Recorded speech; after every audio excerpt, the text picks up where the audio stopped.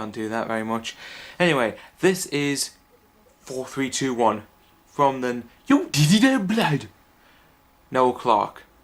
Don't know what the hell was the start of that review? Okay then, this is a review for 4, 3, 2, 1. My review begins in 4, 3, 2, 1 now. Anyway, this is the latest film from Noel Clarke, who's done films like Kiddlehood and Adulthood, both of which I personally really like.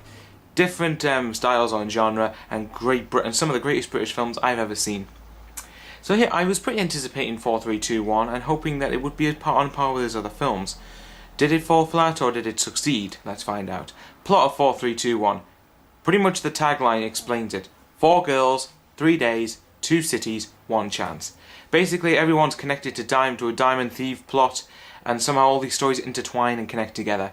So you'll have to see the film to understand it. But not everyone, I must admit, is going to like it. Let's get into the review, though.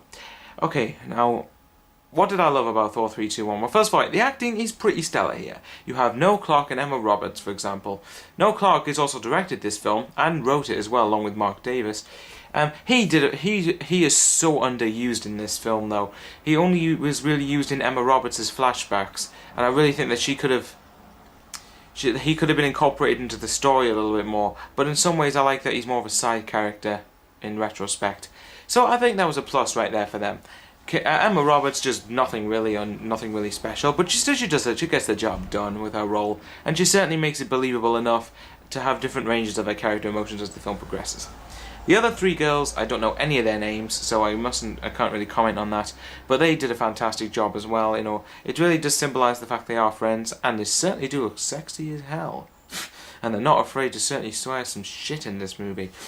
Anyway, moving on, what else did I love about 4, 3, 2, 1? Now the direction of the movie is very, very stellar here. I love the way that Noel Clarke experimented with different types of movie making.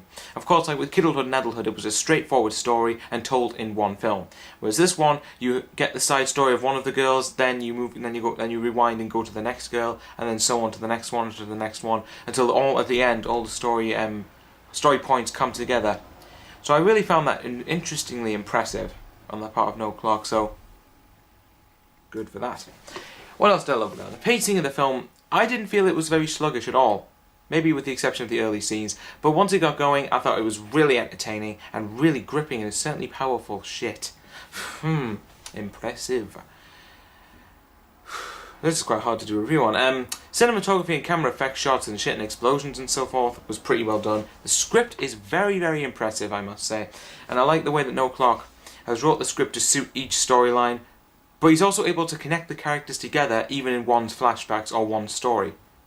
May sound ridiculous and confusing, but watch the film and you'll get what I mean. So really, let's get into, now this is quite a short review, so let's get into the bad stuff about 4, 3, 2, 1. Probably doing a lame impression of someone there, don't know who it is, but anyway. Okay, most of the film I thought was very, very good. I think that it had me gripping from beginning to end on the edge of my seat, even though I think some other people I was with were falling asleep. But, you know, my gripe about this film is that I'm trying to say how you can spoil it, how I can say it without spoiling the ending.